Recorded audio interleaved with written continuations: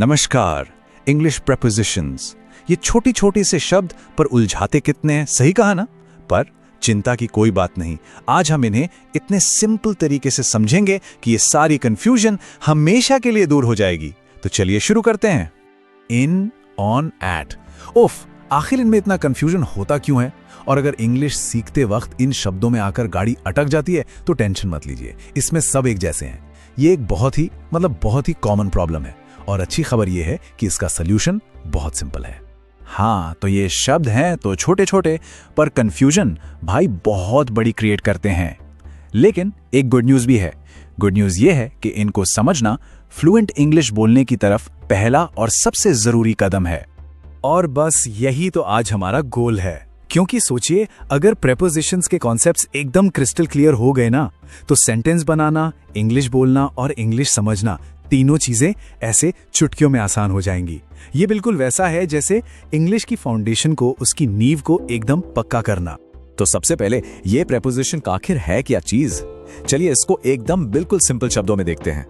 देखिए, प्रेपोजिशन ना बस एक ऐसा शब्द है जो किसी नाउन या प्रोनाउन का सेंटेंस के दूसरे शब्दों से रिश्ता बताता है, कनेक्शन बताता है। सिंपल भाषा में ये है एक संबंध बताने वाला शब्द। हाँ, बस इतना ही सिंपल है ये।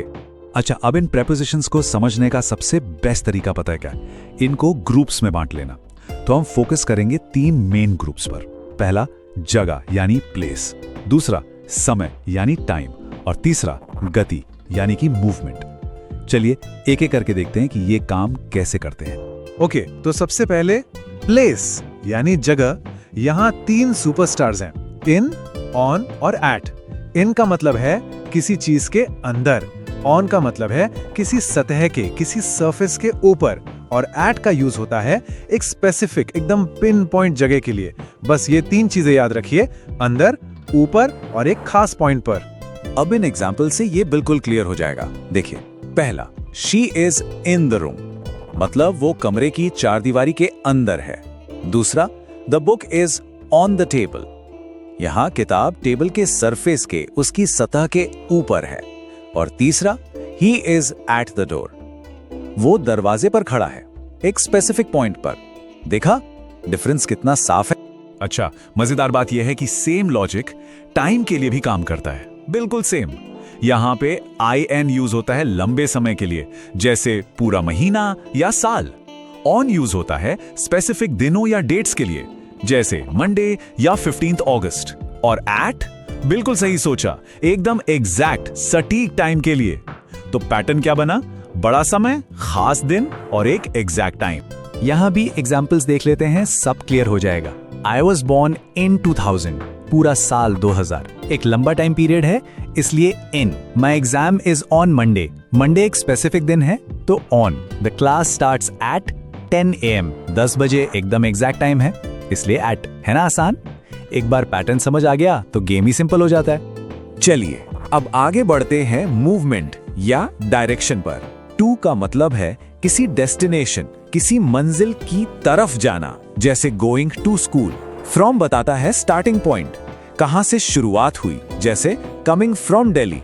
और इनटू थोड़ा इंटरेस्टिंग है, इसका मतलब है बाहर से अंदर की तरफ मूवमेंट, मतलब गति के साथ अंदर जाना, जैसे jumping into the river. Okay, तो रूल्स तो समझ लिए, पर अब बात करते हैं उन कॉमन मिस्टेक्स की जो अक्सर हो जाती हैं।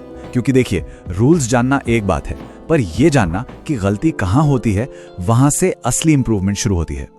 एक बहुत ही कॉमन कंफ्यूजन है बिटवीन और अमंग में।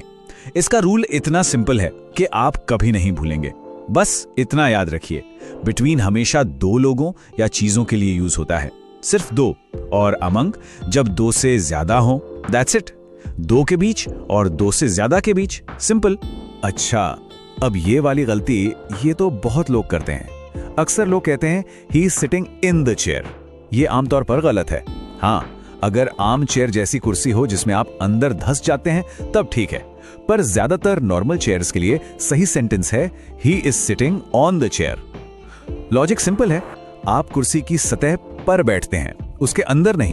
और एक और, ये भी बहुत कॉमन है, आई रीच्ड टू होम।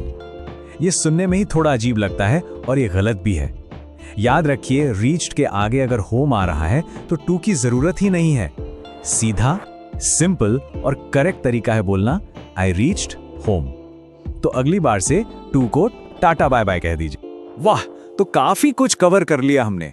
अब इन सारे जरूरी पॉइंट्स को एक जगह इकट्ठा कर लेते हैं, एक ऐसी क्विक चीट शीट बनाते हैं जो हमेशा याद रहे। तो ये रही आपकी सुपर क्विक गाइड। ध्यान से देखिए। इन मतलब अंदर या लंबा समय, ऑन मतलब किसी सतह पर या कोई खास डेट, एट मतलब एग्जैक्ट पॉइंट या एग्जैक्ट टाइम, टू डेस्टिनेशन की तरफ मूवमेंट और फ्रॉम स्टार्टिंग पॉइंट से मूवमेंट। बस इसको अपने दिमाग में फिट कर लीजिए। तो बिल्कुल सही लिखा है यहाँ।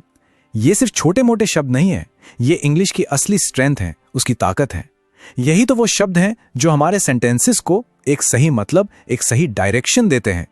और एक बात हमेशा याद रखें, एक बार ये कॉन्सेप्ट्स दिमाग में बैठ गए ना, तो प्रेपोजिशन से आसान कुछ नहीं लगेगा। अब असल काम रूल्स जानने का नहीं, बल्कि उन्हें प्रैक्टिस करने का है, उन्हें यूज करने का है। तो क्यों ना एक छोटा सा चैलेंज लें। सोचिए, आज ऐसा कौन सा एक सेंटेंस है जिसमें एक प्रेपोजिशन का सही इस्तेमाल करके अपने इंग्लिश को थोड़ा सा और बेहतर बनाया जा सकता है।